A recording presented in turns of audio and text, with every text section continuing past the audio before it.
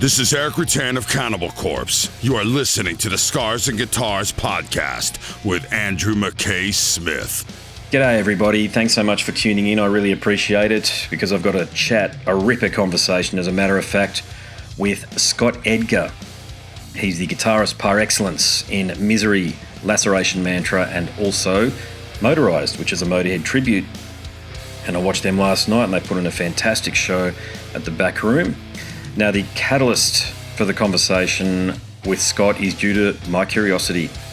I watched him and his bandmates in Misery put on a fantastic show earlier on in the year, and I was so impressed that I just had to reach out to Scott and gauge his interest in having a chat, and lo and behold, he said yes, so here it is.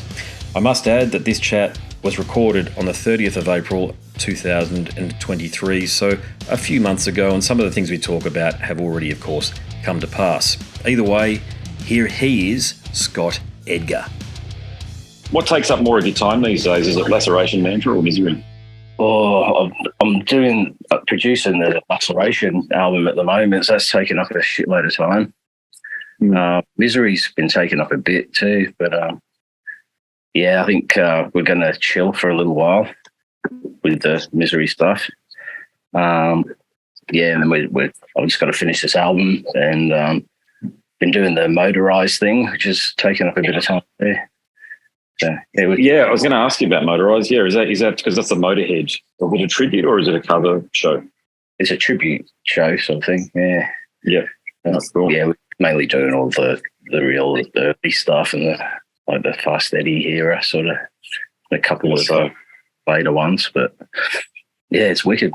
So we're going playing with the Iron Maidens in this weekend coming up. So it is too. Yeah. Yeah, that'd be good. Yeah, whereabouts in Brisbane are you playing with that one? The Triffid. I heard of it before. Yeah, that's great. I think it's on the Sunday. That one. Yeah.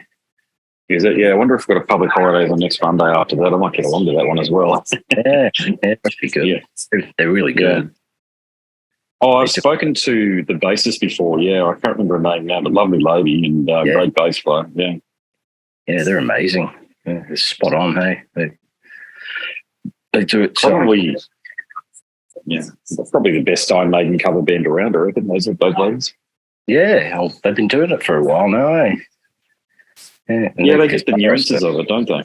Yeah, they do. If you're going to do a tribute, you've got to nail the solos and put in the extra to make it as close as possible, sort of thing. Yeah, there's you've probably seen how many tribute and cover shows are there around these days where there's the Queen show and Garden of Roses show. God knows how many AC/DC shows there are in Australia, just on the East Coast alone. But a lot of the time they're just using backing tracks as well to mimic things. And I'm not saying it's inauthentic. I mean, you've got to do what you've got to do because God knows I use backing tracks too when I play. But you really feel it when a band gets it right, don't you? You really notice it. Oh, yeah, for sure. Yeah.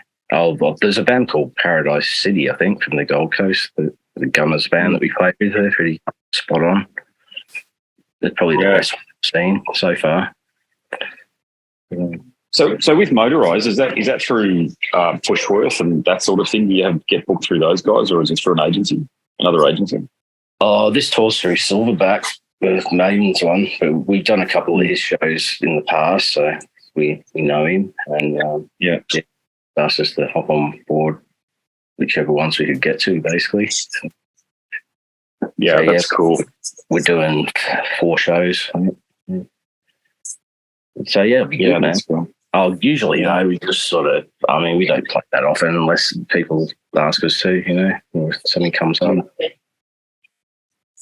Yeah, well, that's great. Well, you got your irons in plenty of fires there, and for people listening, how our introduction was that I went to a Misery show. I can't believe it took me 30 whatever years to get to a bloody Misery show. There you go. Saw you guys, and I was just blown away by your guitar performance. I consider myself I'm a bassist, but I also play guitar. And I'm not judgmental, but I'm an aficionado, and I like classy playing. And when I saw you were playing, it was probably the first time I've really been blown away by somebody sitting watching Trey from Morbid Angel. And just the bolt type riffage that you were doing was just so crunchy and so heavy, and the point I wanted to make after that was that if any young guitarists out there who are starting out and wanting to figure out the fundamentals of extreme metal guitar playing, because it's quite technical, as you know, you're one of the guys to watch. You're just not on overseas radars or what have you. But man, anybody in Australia, I'd be, if you were offering a service, mate, between you and Matty Wilcock down in Melbourne, mate, you've both got it sewn up. Oh, maybe we should go into business, eh? Mate, selling riffs by the pound. But it's just, I love excellence, mate. And just to be, I love Misery, but I hadn't got into it. Hadn't got into the band to the point where I really understood the nuance like I do with Morbid Angel and some of the other Death and Nocturnus and these sort of things. But just watching you live, it was just like, it was one of those rare gigs. And Vinny's on the at Southport there. That's where I saw you. And I didn't want the show to finish. I was really disappointed that they stopped playing. And that's, mate, that never happens. I think the last time that probably happened was 15, 16 years ago or something. Yeah, right. Yeah, it was a good show, that. No, that was, everything seemed to click that night. Yeah. Yeah, I think with the Misery stuff, that it's got a lot more space, so you can sort of, than a lot of the really fast metal stuff. So if someone's starting and wanting to figure out, just start slow and play light, and, fucking don't try and play too many notes all at once. Yeah. You're a band with no weaknesses, though. Damon up front is just an excellent frontman. He's just got it down pat. The look, everything. He's so imposing. Great bass playing. And then the other fella, his name, sorry, I should have checked it before I got on the call with you. On the other guitar, you guys are, a perfect complement for each other. And then the drums too, mate. They're just there. And we just arrived at a point. I've been saying it now for a couple of years, but we've got so many great options in Australia with extreme metal acts. There's so many really good ones around at the minute. And, being a local, I'm sort of, word isn't proud, I suppose, but I'm just really glad that you guys are local and I can show people what Brisbane death metal sounds like internationally and say this is the standard. Yeah. Damon's bloody amazing. The frontman, he's very imposing. Got a good stage presence, I reckon. He had a fucking car accident a couple of days ago, so he's on a good way at the moment. So. Because he's up at Maloney, isn't he? Or he's up Sunshine Coast Way. Yeah, okay, yeah. Was he? Yeah, is he in hospital or is he just? He was. He's out now, but he got cleaned up by a truck, and he hit the door, and he was in hospital for a day, I think. But he's got cracked ribs, but apart from that, he's all right. Okay. Car's written off. But thank you. Yeah, it was pretty trippy. That happened on Thursday. Thursday, was it? Yeah. Well, I mean, that was going to be one of the questions I had. When you sort of mentioned an album just in our opening exchanges there, is that for Misery or Laceration Mantra? What's that, sorry? You mentioned a new album. Is that for Misery or Laceration? I'm working on a Misery one too. We're doing a live album. So. Oh, wow. Okay. Yeah. And we're going to... There's a recording we did back around 2000 that we never released, so we're going to do that as well and add another new song that we did a few years ago onto it. Yeah. Okay, sweet. Yeah, a lot going on though. Yeah, the Laceration album's the main thing I'm working on at the moment. So is Laceration really it's hard to sort of put it into tears, I suppose, but is that the one that takes up most of your time? It depends what's happening, but yeah, it has until Misery sort of kicked off a bit more recently, so that sort of took over for a while. And then this motorized stuff comes up every now and then, so we just sort of juggle it. It's basically the same dudes doing it, so we just have. I noticed that. Yeah, bass player and singers. Hey, do you do any singing in the bands? Pardon? Do you do any singing in the bands yourself? I do a bit of backing vocals in motorized, but none in the death metal stuff. Yeah. You haven't tried it? Given it a go? Oh, man, it's just too much for me, I can't... if it's rock and you just hang on a chord, you can sing, but when you're trying to play and concentrate on what you're trying to do, and it's all technical, I just can't do it. Yeah, no, you're not wrong. I don't blame you for giving that explanation. Yeah. So with your playing, mate, are you one of those guys who you develop your technique very early on, or do you think it was a fairly long evolution? Yeah, I think I did. Yeah. Well, I was influenced a lot by. There's a good mate of mine, Tony Champ. Who's a tattooer down the Gold Coast these days. But he was a bit older, and we started jamming, and he had a little Hendrixy sort of style, but he's all into the shredders and all that as well, like all the early cacophony and all that sort of shit. And he was a big influence on me. And I was only about 18 back then. So, yeah, I think, I don't know, it just sort of came naturally, and just was able to pick things up by ear and stuff like that. So, because Misery started not long after the extreme metal emerged out of parts of Britain and the United States as well. So were you influenced by those bands, or were you like what happens a lot of the time I find in Queensland is that, like the Saints, the original punk band, one of the first punk bands ever, they just seemed to evolve out of absolutely nothing and with nobody influencing. They were just there and formed. Is that same for you guys? Well, I don't know. Personally, I was into punk and stuff as well as the rock stuff in the like 80s and that.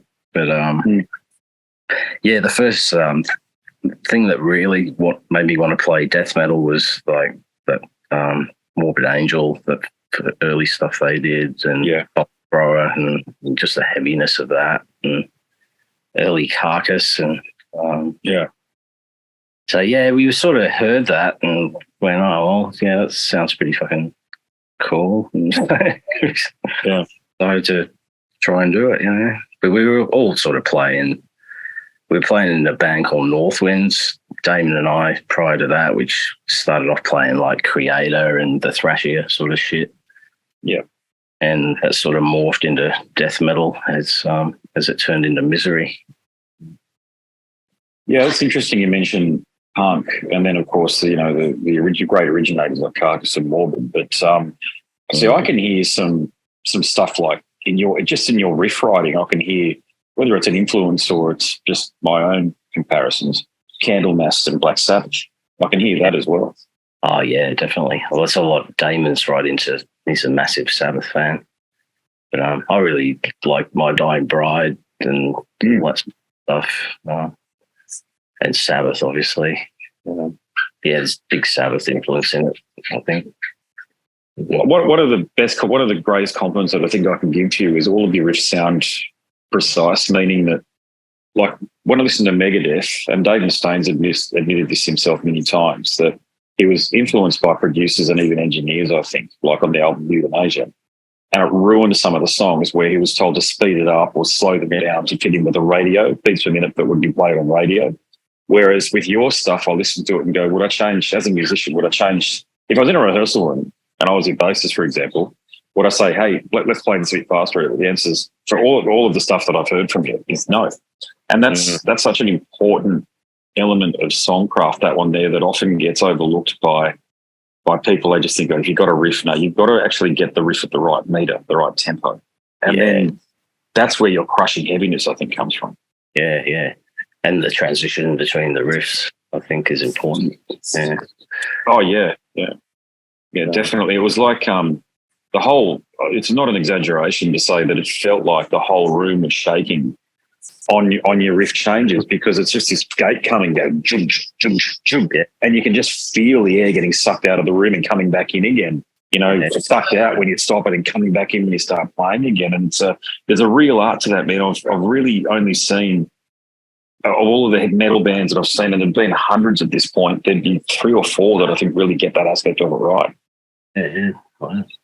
You know, I understand what makes heavy music, if you like, because it's not speed, I can tell you that. Yeah, yeah. Well, I think, like you said, producers do wreck things a bit, you know, because they're paid to do something, so they've got to be shown to have done something, I guess. But, Yeah. Some of those songs were, like, just come, like, straight away, and that's how it is, but some of them we sort of crafted a fair bit before we recorded them, you know. It was on tune. But Yeah, if having someone you don't know come in and go, oh, change this, change that. Fuck that. It's completely. Look, in some cases, I think you need it. I've worked with Richie Norton from Super Heist before, and he's a producer, and he's told me some situations where he's asked bands to rearrange things. And from what he was saying, it was just because it's only track 10 or 11, and we'll just bung it on. It's like, no, rewrite it, get it right. Oh, yeah, I suppose that's good constructive advice, sort of thing. I mean, if you're going to record something, you should be confident that it's the best it can be before you record it, I reckon. So I tend to agree, yeah. And it's your music, so it's got to be how it is, Yeah, something else that's come up, I can't remember if it was with Richie or it's another producer, but telling me how many bands, like well-known bands too, would arrive at a studio without having written any songs. They just think they can wing the song in the studio, the songwriting process in the studio, and it's like, holy shit. Yeah, that's too much pressure, man. Well, it's interesting that the producer talk's interesting because my opinion on Silverchair, for example, completely different kettle of fish to what we're talking about ultimately. Daniel Johns, he needed Kevin Shirley big time.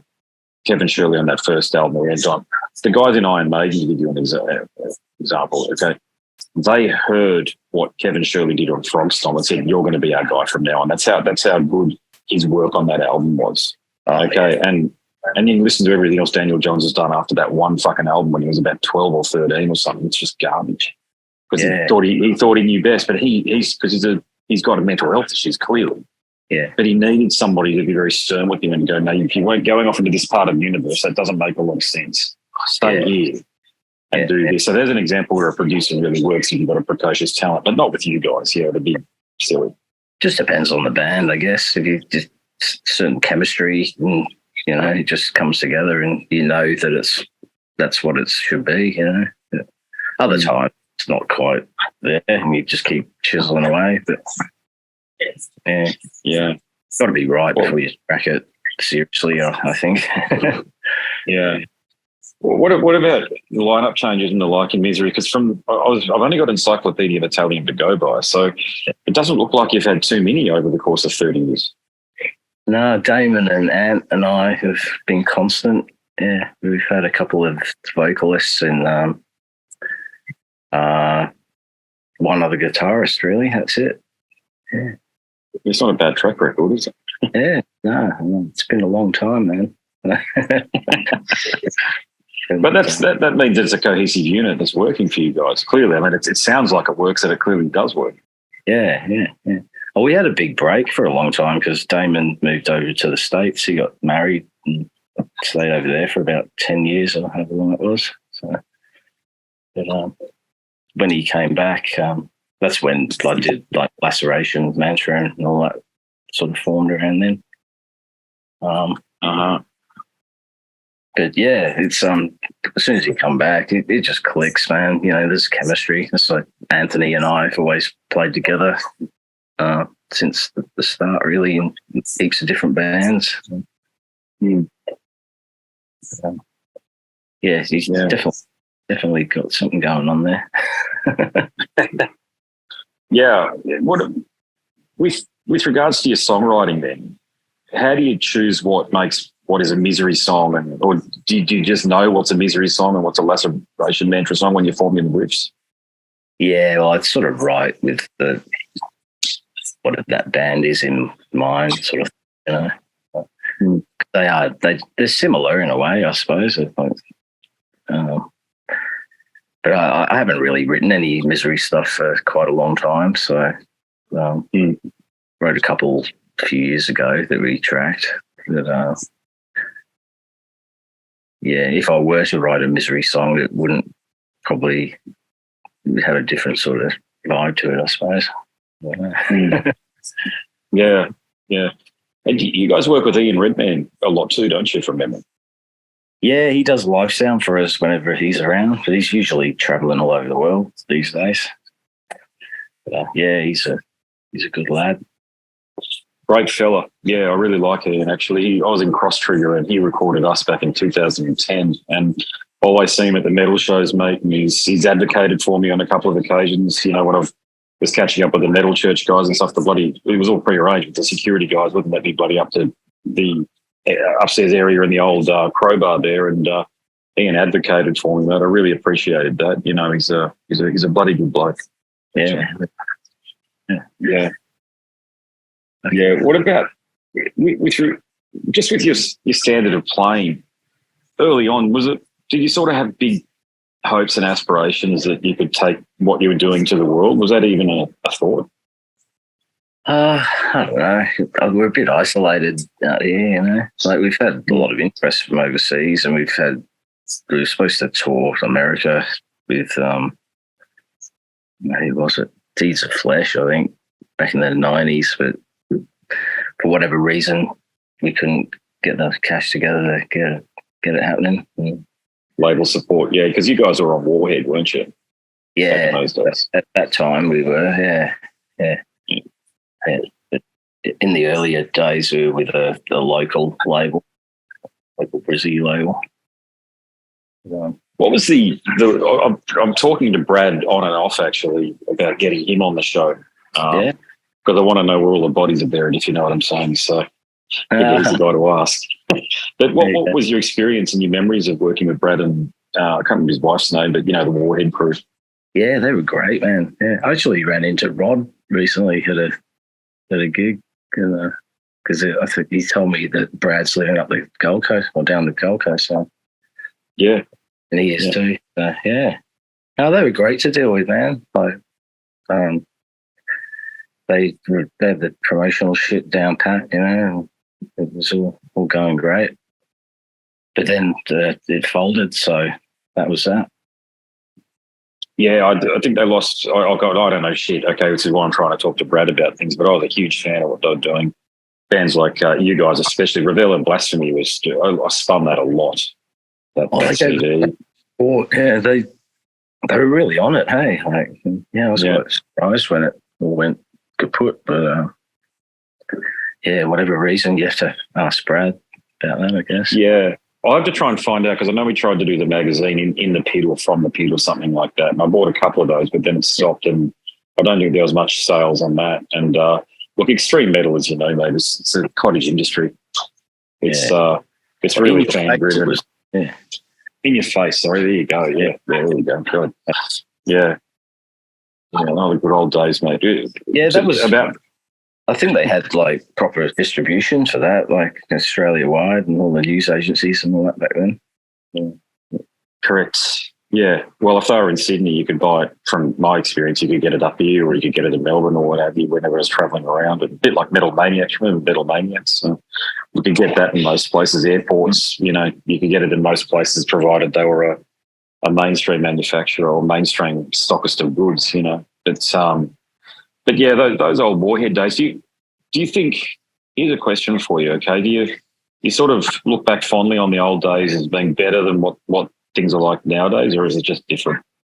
I don't know. It's not much different to what it is these days, really. It's just venues come and go, and don't they just shit happens, whatever. I don't really see that much difference, man. Like, there's always festivals popping up here and there, and if you're good enough, you get asked to play them, I guess. But it's I don't know. Things, labels, especially like smaller labels, like obviously people change their lives and want to do different shit, you know, and they move on. So so especially in Australia with death metal, it's really not that easy.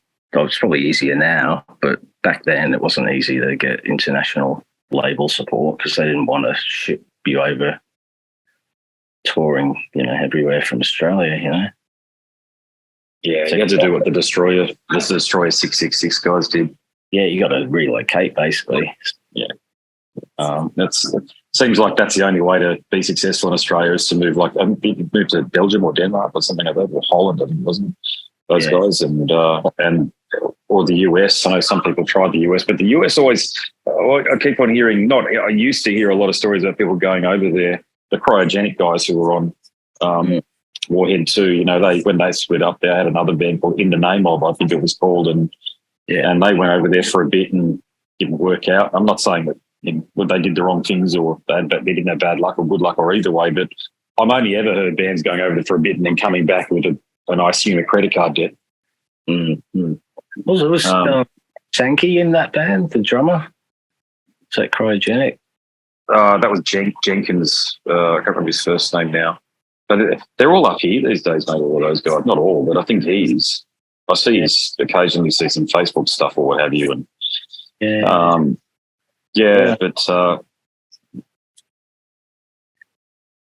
I don't know. Yeah, I don't know what's going on with those guys. I mean, there's a couple of those bands. They were a great band, man. I would love to have seen them and you guys, Cryogenic and you guys back to back in the day. Jesus. Yeah. That would have been a heck of a fucking show if they'd ever worked out back then. Yeah, Manticore were another good band from back then on Warhead. They fucking kicked right. They were bloody brilliant, mate. They're from Wagga or something like that, weren't they? Yeah, we ran into Steve recently. So we did when Skits came up and did his drum clinic thing. He asked us to do a couple of songs with him. So Steve was in his backing band doing the thing, playing Manticore and fucking all Skits and stuff. It was cool. That's good to know, actually. Again, that's another band I haven't seen, Damaged, and seen. I know Matt does a lot of other things these days, but just again, without pissing in your pocket too much again, with the calibre of your playing, were you one of the more in-demand guitarists in the extreme metal genre in Australia back then? Like, did you get a lot of calls from management types saying, hey, are you available? No. It's crazy. Jesus. That's interesting. Oh, the band sort of, as we after the first album that sort of took off, we got calls to do gigs, but I never got any like personal calls to do guitar shit or anything like that. But I have done a bit of session work, but yeah. Is that with Ian, is it, or other stuff? Oh, whatever pays. Yeah. I've done country shit, session work, and all sorts of crap. I hate that music, but it's money. Yeah, I'm a bit like you. That like I play covers, so after a while, whether we're playing fucking Achy Breaky Heart or whatever it might be, I don't even notice what we're playing. To be quite honest with you, I'm just following the notes and making sure it's tight. I don't even. There's no playing it. Yeah, I love it. Yeah, no, it's just you're just trying to make sure, especially because I'm doing singing these days. You're just trying to make sure everything fits. In particular, because we don't have a guitarist at the moment in the cover band, so we're using a different one every show. And I've got to make sure it's locked down. Being the bassist, I've got to make sure that even when they're not sure what's going on, I've just got to keep playing through. So I think I've sort of become very utilitarian in my approach to being a musician. It sounds like you've arrived at a similar place. Yeah. No, I don't do that anymore. I don't have time now. But no, I just want to play heavy shit, really. I mean, you do it fucking well, mate. Yeah, gosh, yeah. It's music to a lot of people's ears, I reckon. Hearing that you want to keep on playing heavy shit. Yeah, well, I'm gonna, man. Yeah, that's what I do. Yeah, fuck yeah. There's a lot going on at the moment. So we just went down to fucking Adelaide and played at that New Dead down there, which was pretty cool. It's great Australian acts down there. Yeah, and you did the Tasmanian thing. Sorry, what's it? Dark Mofo or Dead of Night? Yeah, that was awesome. Yeah, it was kind of weird though, because it was like in a gap in the COVID era, and we managed to get down there, but it was at the Odeon Theatre, but everyone had to sit down, everyone had to wear masks, no one could stand up, all these fucking rules, It was just kind of surreal. You will do what we say, when and how. Yeah, it's on video. I think it's on YouTube somewhere, like the whole show. Yeah. I've seen it. It's a good show. It's a bloody good show. It's kind of strange. Everyone's just sitting there on their seat clapping. Yeah. like you're having a matinee performance or something like that. And everyone's wearing white masks. It was fucking weird. You didn't have to wear masks on stage, did you? No, we didn't. Luckily, I was surprised though. But no, that was a pretty strict time back then, wasn't it? Very odd. It was. I mean, for us, it was weird that we became like a hermit kingdom or something like that when she fucking closed the borders. Which is crazy on the Gold Coast, as you know, because the New South Wales thing doesn't kick in until you get well past Ballina. Everybody from Ballina North is part of the Gold Coast, effectively, and that's where if you've got to go to a specialist doctor or whatever, you go to Tweed or Southport. And you couldn't. That's crazy, eh? Yeah, I think I got to go back and I definitely remember that bloody idiot premier of ours saying our hospitals are for Queenslanders or something like that. I mean, it was a disgusting thing to say when there were people dying out there of non-COVID related illnesses. But look, she's a fucking nutcase, mate. Excuse my language. There's a fair bit of government overreach, that's for sure. Oh, it was a terrible thing, and I remember talking to Matty Wilcock about what was going on down there in Melbourne, and it just seemed unconscionable is the word I want to use. Not backed by any science, no matter how much the lefties want to jump up and down and bang on about it. There's no science that supports their actions through that period. It was just politics, plain and simple, and that's been proven. They were doing surveys, government-funded surveys, right, to work out what the population wanted. It turned out that there was this whole bunch of this block of voters that wanted everybody to be stuck at home because they believed the propaganda. And as you know, mate, there were venues that didn't open up after life returned. Oh, it killed all these. A lot of mental health issues stem from it too, from people being fucking locked up and, lots of issues arose from it, unfortunately. I can tell you now, personally, my alcohol consumption went through the fucking roof through that period of time. And there was just, what do you do? We're educating the kids at home over Zoom or Teams or whatever it was, it was impossible, really. And the fucking teacher didn't know what they were doing, and no one knew what the fuck was going on. It was, unreal. I just can't understand how we arrived at a point where we all thought that was acceptable. I mean, now it's only just now, mate, particularly in Victoria, that the court cases are happening with the police that were beating the living shit out of people. I mean, it's just a crazy. One bloke was literally he was the reasons that the defending solicitor gave to the judge for why this guy was beaten up by police, and I kid you not, was because he was wearing glasses and standing next to a wall. Fuck. And I just thought, how have we arrived at a point where our very humanity seems to be sidelined? Because the solution can never be worse than the problem itself. It's just created so many issues, and you got people now. You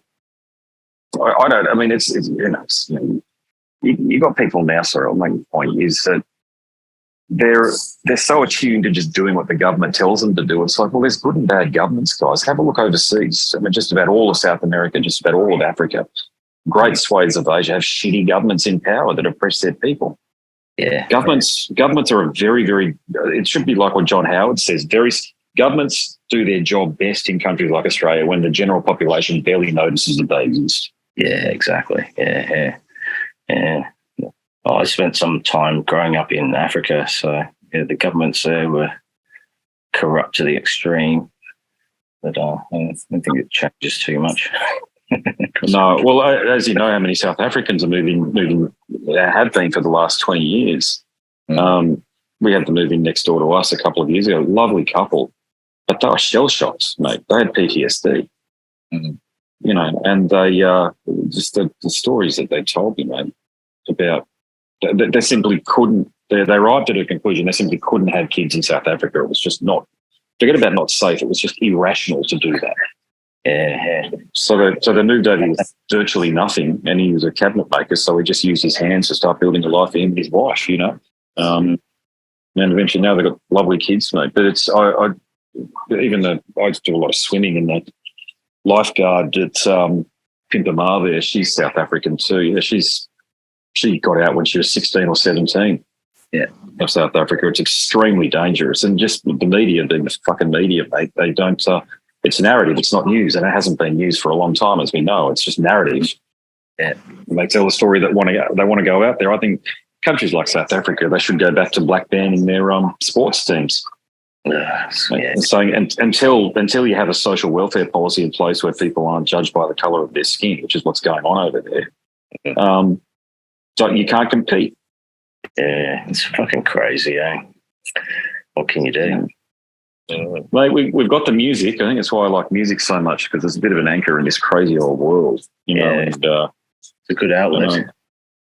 It is, and just listening. When I see someone, a performer like you, someone who's got that command of their craft, that's very inspiring. It takes you away from what we just spoke about there. It doesn't mean that stuff's not important, or it's not a reductionist point of view to say that, but it is saying that art and creativity and excellence around this sort of thing, it inspires you to feel good about the good things in life. Yeah, definitely. Yeah. Oh, it's fucking. Yeah. No, I've definitely been influenced by some of my upbringing, that's for sure, having to live in those third world countries and stuff like that. So. Was your father part of the Peace Corps or a diplomat, wasn't he? Oh, no, I was born in England and grew up in England, and then it's when Maggie Thatcher was in government, then there was a big recession over there and he couldn't get work, so he got a job over in Nigeria. So he moved over there for a while. And it was pretty bad, pretty nasty place to be. Saw a lot of things a kid probably shouldn't see. But I think that's definitely influenced the way I've grown and the way I think and express anger, I guess, through music. Yeah, definitely. Yeah, that ability to channel emotions that might otherwise be negative or harmful into something that's really productive, like what you've done, is commendable, man. Yeah. Art is great, that sort of thing, isn't it? Oh, that and sport. I think those two outlets, if you can sort of harness it, sport gets a bit messed up, but music is, music's great because you can just do it by yourself in your bedroom or your living area. All these apps and programs and stuff that are out there these days, even if you just sing karaoke, just something very basic like that, just to sort of feel creative again. Well, music's limitless too, isn't it? So. Well, the guitar, I think there was remember that movie Close Encounters of the Third Kind? Yes. Yeah. Do you remember that? Remember that chime? Remember that dun dun dun dun dun, that thing there? Yeah. Apparently, I'll get it wrong in terms of the number, but apparently there were hundreds of combinations just because there's 4 notes or 5 notes in that. Yeah. And they realised, there's only going to be a couple of ways we can do this. And then when they mathematically worked it out, just from those 4 combinations of notes, it compounds. So 1 is 1 note, obviously 2, and then it starts compounding after that. And there was hundreds of different versions of the beat and the rhythm and the melody that they could have chosen on that. Now, that's 4 notes. And you look at the chromatic options on a guitar fretboard, it's limitless. You can sit there and learn all of the modes and all of the scales and then do all of the scales, the modes in the, Middle Eastern modes or whatever there might be out there that aren't quite, part of the textbooks that we follow. And you think you can do almost anything with this you really want. It's just a matter of, like to your point a moment ago, working out what you're trying to do with the guitar on an emotional level and using that as like your muse or the way you channel your creativity. Yeah. Well, I purposely don't. I sort of try and steer clear of concrete theory sort of thing, and like lots of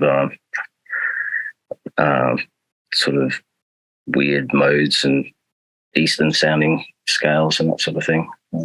Yeah.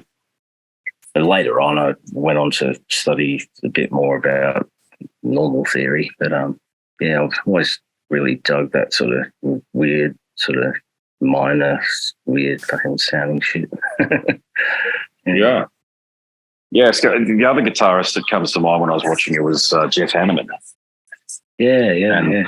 Yeah, I could definitely. I've seen Slayer once, and Kerry cops a lot of shit, but his rhythm's tight, and you're similar. It's a very tight rhythmic flow that he's got going on. I'm not a fan of some of his alternative picking stuff. I think he sort of trips over himself occasionally, which I don't understand because God knows I do it. But when you're playing as fast as what they are with the drummer that doesn't miss a beat like Dave Lombardo, you've really got to have your level of there's that word like I used up top, precision, in order to really nail it. Yeah, definitely.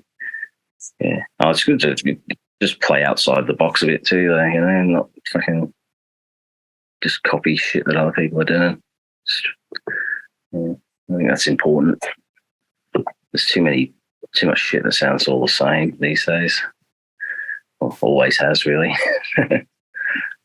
Yeah, I speak to a lot of bands, and some of them definitely. Look, I get stuff sent to me from Metal Blade, Napalm, Nuclear Blast, all the usual ones, and there's a whole cohort of that stuff. To your point there, that it's like the producer that they've used is like there's a template that so many of these bands seem to use and apply. It must be a template because the sound. It doesn't matter what they're playing, but it's just not memorable, and it all sounds very compressed. And when I put it into Premiere Pro, it's bricked. The waveform is bricked, and it's just, what are they doing? It's just there's no waves and no dynamic in it. Yeah, no, the hooks and dynamics and that sort of thing. Yeah, which is seems to be lacking. But there's a lot of fucking really cool shit coming through as well. By the same token that I've heard, there's a band called Salt Money that I saw recently. They're fucking pretty wild. Wow, I haven't heard of them. Yeah. They're like, just crazy, intense sort of shit. Yeah, have a look. Good. From Brisbane, I think. Salt Money. Okay, I'll check them out. Yeah, I've been going just with the music show that I put together. I've been on a bit of a Sentient Ruin trip. The label Sentient Ruin from Oakland in California. Yeah, they just have the most extreme shit possible. This stuff, and some of it's borderline unlistenable, but I subject myself to it because I often find it helps you appreciate a lot of extreme music when you listen to the most extreme stuff and just sort of stay with it for a bit. Yeah. I find that sort of relaxing, it's like so. I don't know, it's kind of calming in a way. Oh, I'm with you. I listen to a lot of it to go to sleep, and sometimes my wife will say, "What are you fucking listening to?" Like, Trepannering's Ritual as well, which is Thomas does this. When I say it's synth music, that's not really the case, but he's using a synth, but he's a lot of weird garbles and yelling and stuff going on over the top. But again, it's very extreme stuff. It sounds like someone's being tortured in a dungeon half the time, but it does, mate. I listen to it to go to sleep, and I think it works. It does what it does for me. Yeah. I guess it depends on what was going on upstairs, eh? Oh no, doesn't it just? So how do you keep balance with everything? Because you've got a job, I assume, and family and commitments like that. So how do you keep balance with everything and not go a bit crazy? I just try and cram everything in. I don't know how I do it, but I work for 4 days a week, and got a fam.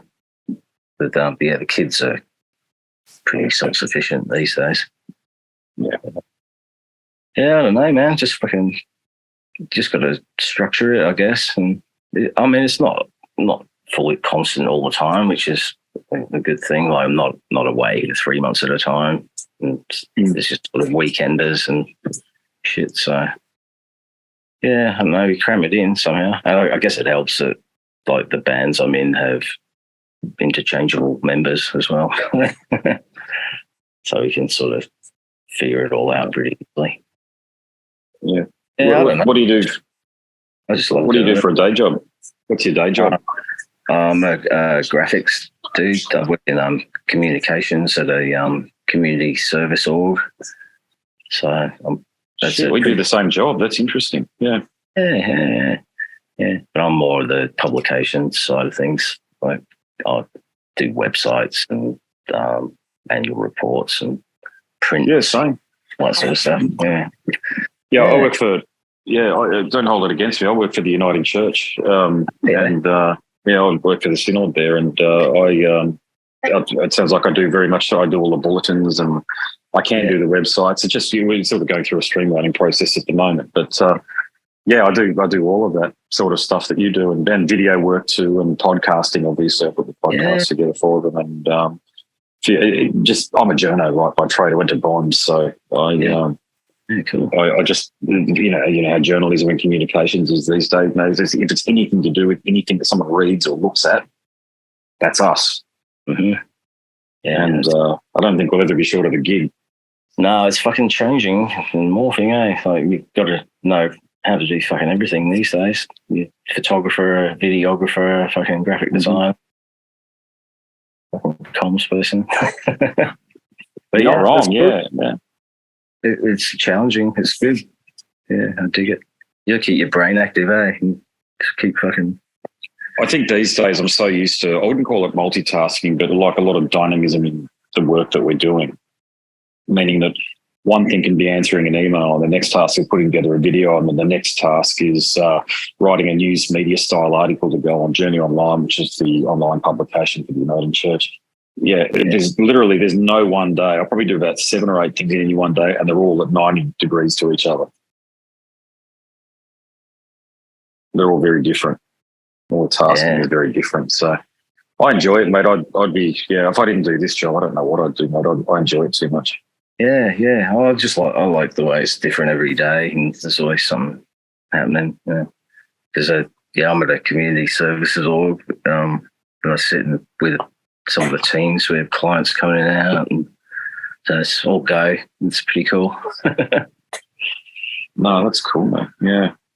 Well, then, no, that's great, man. This has been an awesome chat. I really appreciate it. Yeah, I was so inspired by what I saw at Vinny's Dive, and it was just one of those moments where I was like, man, if I can get you to come onto the show and we have a bit of a chat, it'd be awesome, and it has been, mate. So I'm going to be at the Zoom show, so mate, I might tap you on the shoulder at that gig.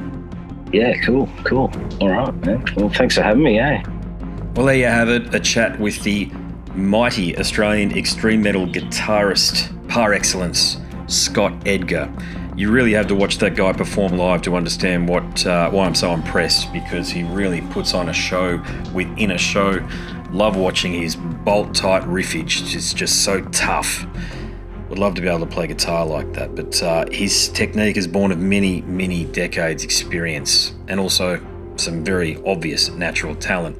Now, if you enjoyed that chat, there are many more just like it over at scarsandguitars.com, and if you like listening, perhaps you like reading, and you're in luck, because I've written a book, Scars and Guitars Volume 1, Conversations from the World of Heavy Metal and Beyond. Click the link in the banner on the website and you'll be taken to a marketplace of your choice. You know the rest. Download a sample, and if you do complete the purchase, let me know, because I want to thank you personally. On that note, there's a lot more information to share with you about the book, but before we get to that, I need to bid you a fond farewell. My name's Andrew Mackay-Smith, and I'm the host of the Scars and Guitars podcast. Until next time, it's a goodbye for now. This is Eric Rattan of Cannibal Corpse. You are listening to the Scars and Guitars podcast with Andrew Mackay-Smith. I've been the host of the Scars and Guitars podcast since 2017. The first musician I interviewed for the show was David Vincent from Morbid Angel, and things have just snowballed from there. In all, I've posted almost 650 podcast episodes featuring conversations with many of the leading lights of rock, heavy metal, and beyond. It just got to a point where I thought, I need to write a book about all this, so that's exactly what I did. In Scars and Guitars Volume 1, you'll read a heap of deep reveals and commentary, such as Des Fafara talking about Coal Chamber and why the band will never return. You know, if you're a band just starting out, you need to hear me. Do not start a band with partners. Ever. Yeah, wise words there. Sage advice, mate, for anybody. Don't ever, because I can't go do Coal Chamber right now unless I get others involved. Phil Anselmo talks about the episode in his career which gives him the greatest sense of accomplishment. I think the staying power of the fans and the staying power of the songs, you know, whether it's Pantera, Down, or Superjoint, the fans remember the songs. Alex Skolnick from Testament confirms that, yes, playing the guitar in Ozzy's band is anything but an ordinary gig. Will Silent Oz from Dimmu Borgir write a book? Pa from Sabaton gives advice to people who want to start a band. Look at the team around you, look at the bandmates. If the guys want to be on the stage, then it's all cool. If the guys want to be backstage, then it's not going to be cool. Current and former members of Cradle of Filth discuss the band's seminal 90s material. Read about the reaction to George Lynch and Mark from Suicide Silence's comments when they throw shade at then President Donald Trump. We have this idiotic monster, this egotistical, self-aggrandizing, complete piece of shit in there. I just can't understand how we've gotten to this place. And yeah, we kicked a hornet's nest with Sepultura. Percussive overlord Gene Hoglan talks about recording with Chuck Schuldiner. Chuck was always, he was very, very open-minded, and he was into having his musicians that were playing with him just reach out for the best stuff that they had. Phil Campbell from Motorhead discusses what it takes to get sober. John Five answers his critics who dismiss his tenure with Marilyn Manson. My name is John Five, and Manson gave me that name, and I had some of the best years of my life in that band and learned a lot. And we get the lowdown on Treyarch Zagtoth from those who would know, including his mother. All across Scars and Guitars Volume 1, there are moments of tension, relief, tragedy, exhilaration, and throughout it all, you'll obtain insight that I believe no one else has managed to obtain from many of your favourite artists. So treat yourself. Scars and Guitars Volume 1 is currently available as an ebook with a print edition on the horizon. Follow the links attached and download a sample. I'm sure you'll be compelled to read the whole book.